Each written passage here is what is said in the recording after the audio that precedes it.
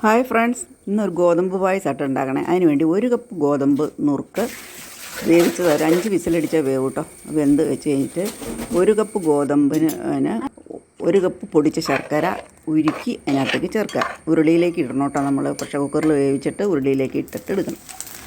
എന്നിട്ട് തേങ്ങാക്കൊത്ത് അണ്ടിപ്പരിപ്പൊക്കെ വറുത്തെടുക്കണം. ഇത് 3 പാലാട്ടോ. 1-ാം പാൽ, 2-ാം പാൽ, 3-ാം പാൽ. പിന്നെ അണ്ടിപ്പരിപ്പും കിസ്മിസും ഒക്കെ വറുത്ത് കോരി വേറെ വയ്ക്കുക. നെയ്യിലാട്ടോ വറുക്കേണ്ടത്. അതിനുശേഷം ഗോതമ്പ് ശർക്കരയും ചേർന്ന് നന്നായിട്ട് പറ്റി കഴിയുമ്പോൾ 3-ാം പാൽ ആദ്യം ഒഴിക്കുക. 3-ാം പാൽ ഒഴിച്ച് കഴിയുമ്പോൾ 2-ാം പാൽ ഒഴിക്കുക.